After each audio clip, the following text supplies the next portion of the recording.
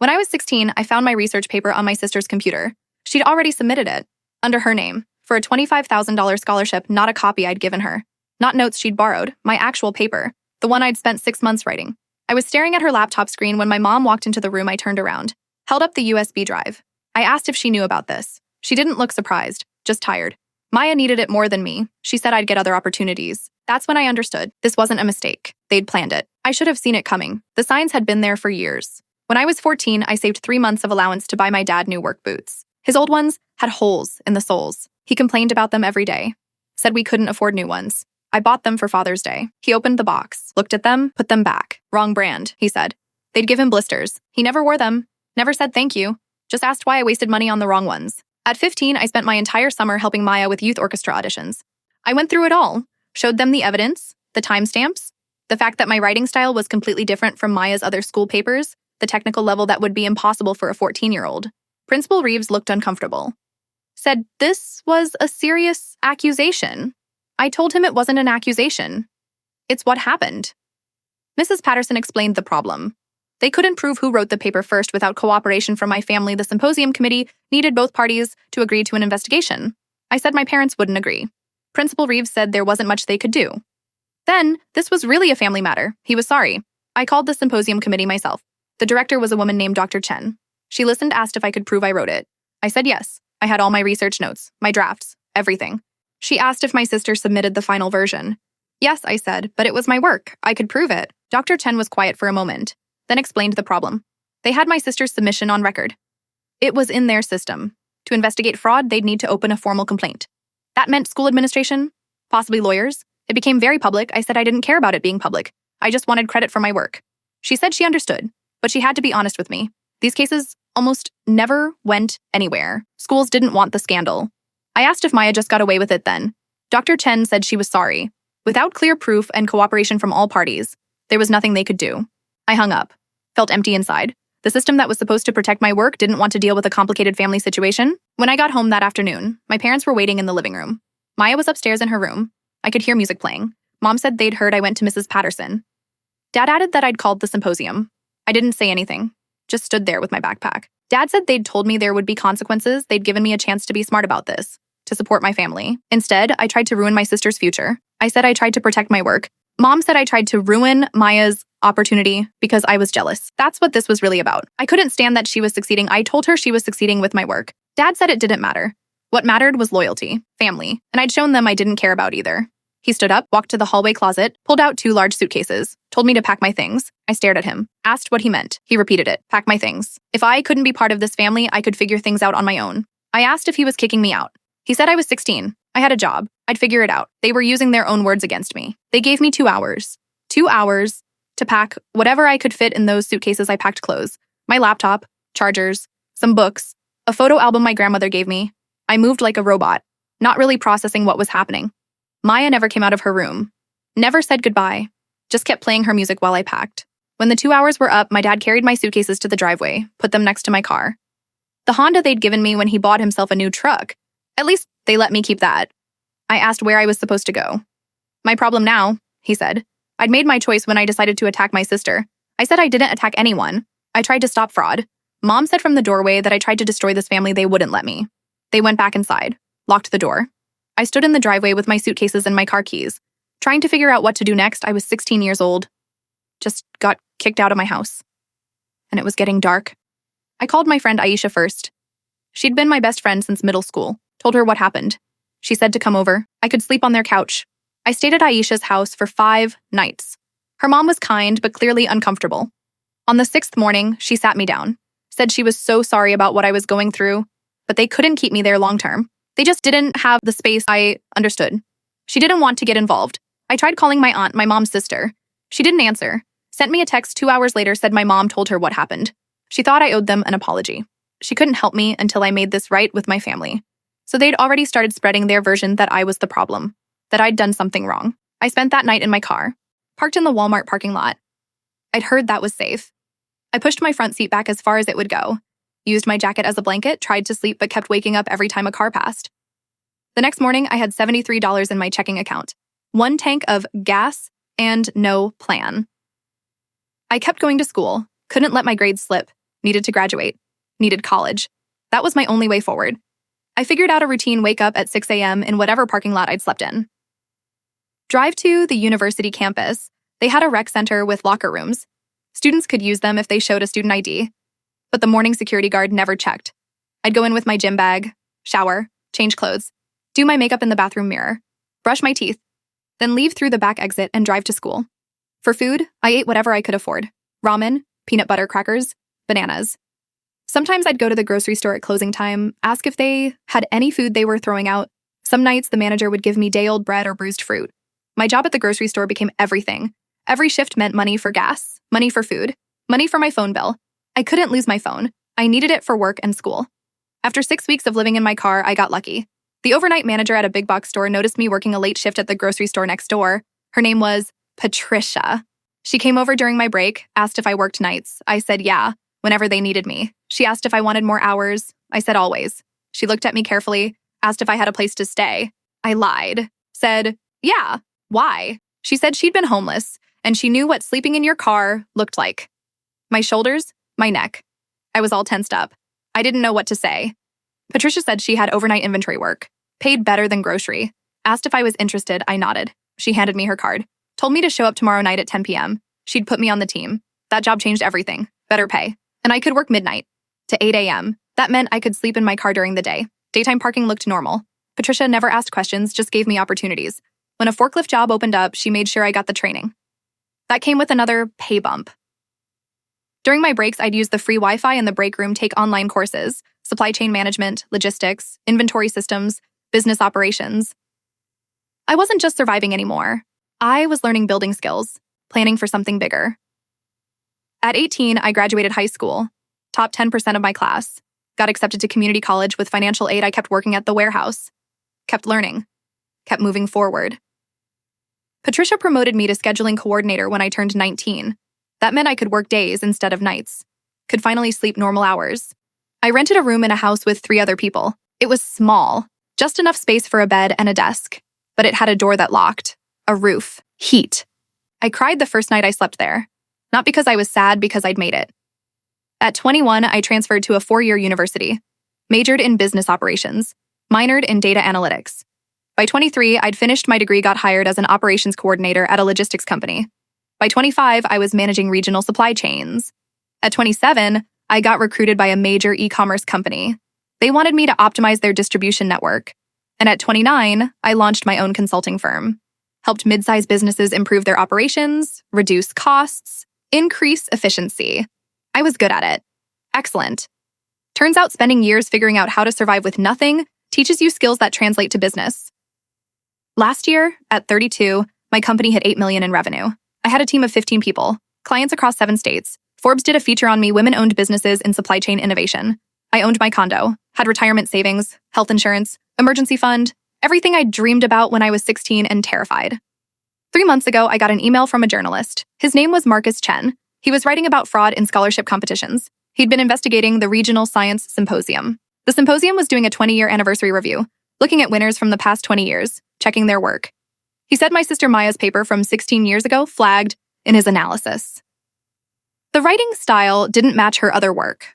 The technical level was too advanced for her age. The programming skills didn't show up anywhere else in her record. He wanted to interview me. I stared at that email for a long time. I'd tried to forget about the stolen paper, tried to move past it, built my life anyway. But seeing someone else notice what I'd known all along, it felt like proof I was right. I called Marcus, told him everything, sent him the files I still had, the original drafts with timestamps, my research notes, the emails with Dr. Chen. Marcus said this was going to be a big story, asked if I was comfortable being named. I said yes, I was done being silent. The article ran 2 weeks later. It was thorough, detailed, bad. Marcus had proof the paper was written by someone else.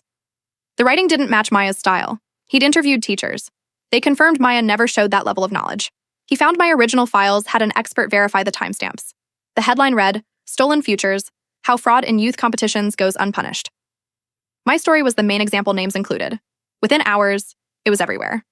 Shared thousands of times, picked up by education websites, discussed in forums. My phone started ringing, emails pouring in. Some supportive, some calling me vindictive for speaking up after so many years. And then I found one from my mother. Subject line said we needed to talk. The email was short, No apology, no acknowledgement, said the article was causing problems for Maya. Her teaching position was under review. People were harassing her online. They needed me to issue a statement saying this was a misunderstanding, that I'd given her permission to use my work. The email ended with a plea. Maya had 2 children. She could lose her job. I read it 3 times. Trying to understand how they thought I owed them anything after 16 years, I didn't respond. 2 days later, Maya sent her own email. Longer, more emotional. She said she was 14. She didn't know mom and dad took my paper without asking. They told her I'd helped her write it, that I wanted her to submit it. She believed them, she was sorry, but the article was destroying her life. She asked me to please help her. I sat with that for a while, trying to figure out if she was lying. Then my phone rang. Unknown number. I almost didn't answer. It was my dad's voice. I hadn't heard it in 16 years. Said we needed to talk about the article. I said, no, we didn't. He said I was destroying my sister's career over something that happened when we were kids. I told him they kicked me out, made me homeless at 16 because I wouldn't let them steal my work, and now they wanted me to lie for them. He started saying they didn't steal anything. They were trying to help the whole family. I hung up, blocked the number. But they didn't stop. Over the next week, they tried everything. They posted on Facebook saying I'd always been troubled, that I'd made false accusations for years, said they tried to help me but I'd run away at 16, refused their support. They posted old photos of our family, captioned them with things like, we loved her so much, and we never stopped looking for her. Complete lies. But convincing to people who didn't know the truth. Friends started sending me screenshots. Relatives I hadn't talked to in years were commenting, saying they were praying for healing, hoping I'd find peace. People started believing them. They were the victims. I was the troubled daughter who'd abandoned them, now destroying Maya out of jealousy. I called a lawyer. Her name was Sarah Mitchell, family law and harassment cases. She said this was defamation and harassment. After reviewing everything, we could send a cease and desist letter. If they ignored it, we could get a restraining order. I asked if that would actually stop them. She said it legally obligated them to stop contact. If they violated it, they could be arrested. We sent the letter. Certified mail, required signature. They ignored it. A week later, my building's doorman called up to my apartment, said there was a couple in the lobby asking for me. They said they were my parents. My stomach dropped. I told him I wasn't available. He said they were saying it was an emergency. I told him to tell them to leave. I didn't want contact with them.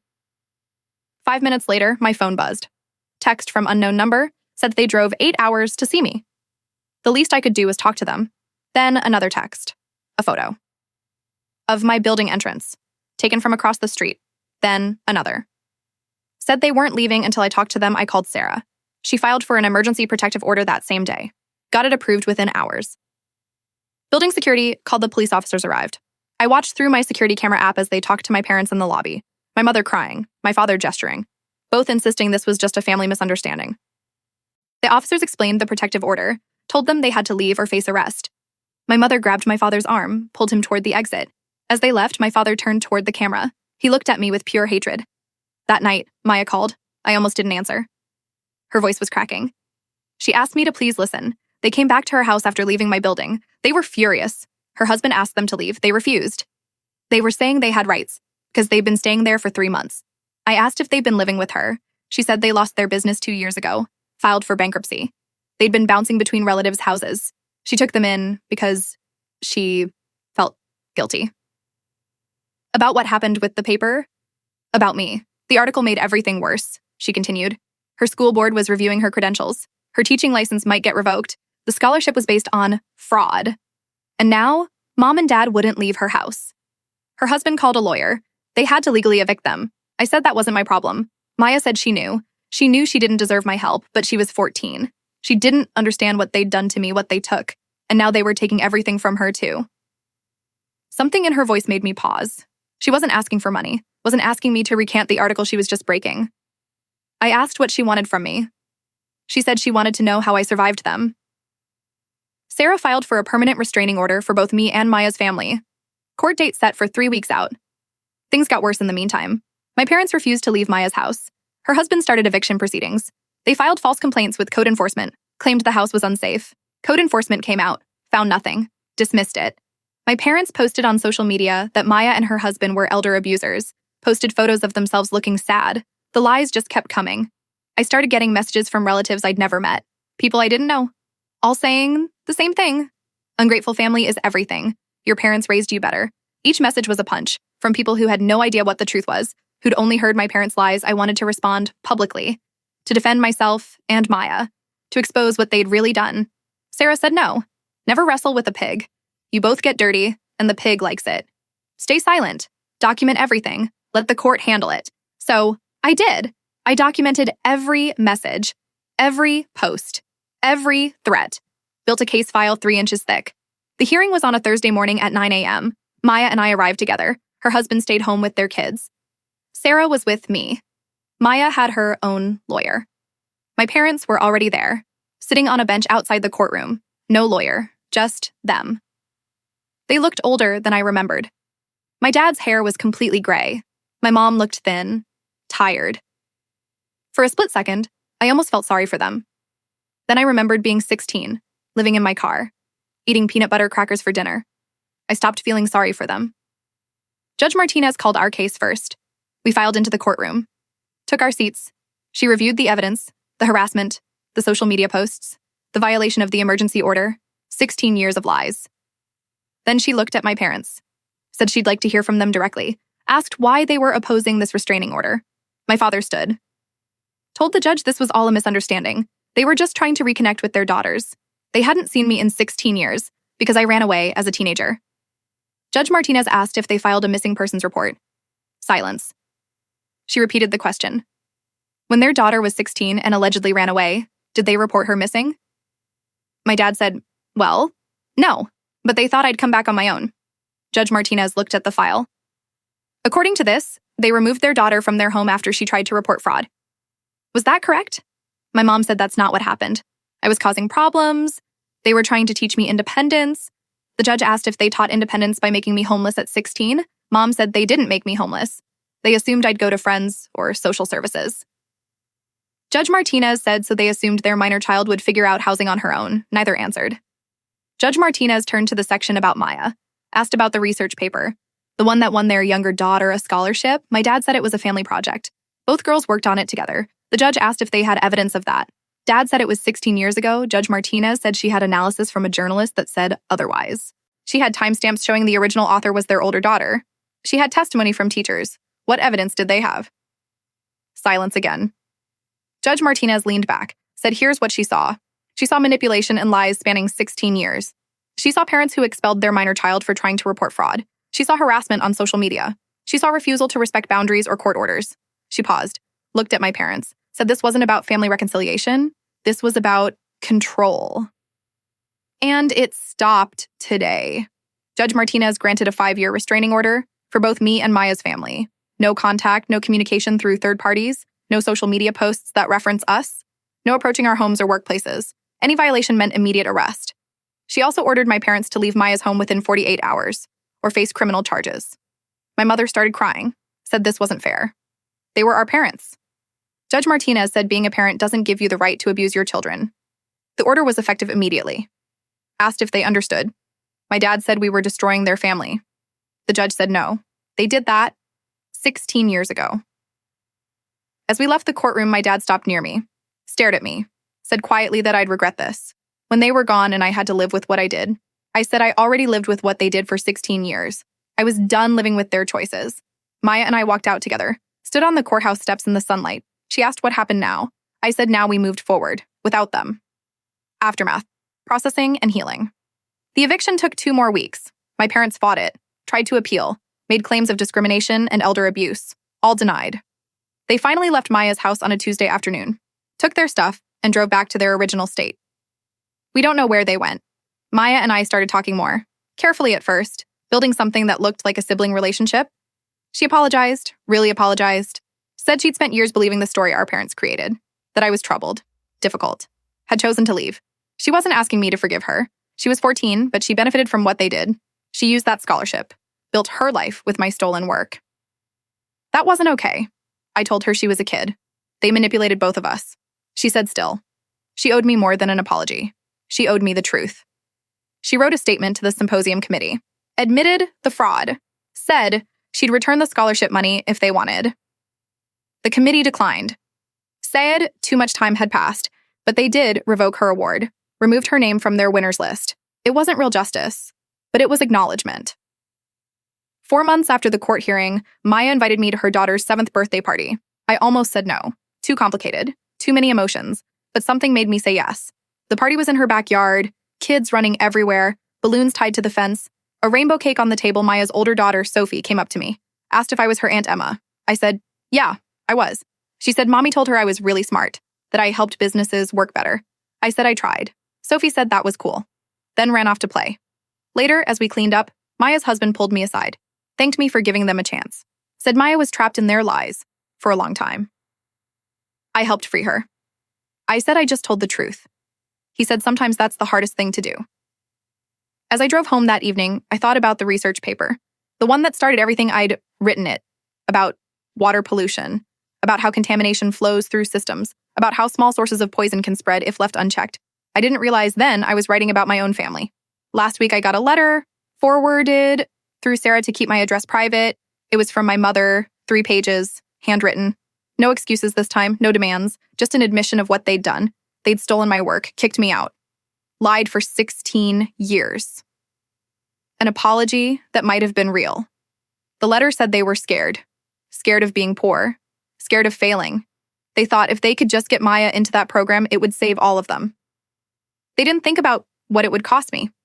Or maybe they did, and they just didn't care enough to stop.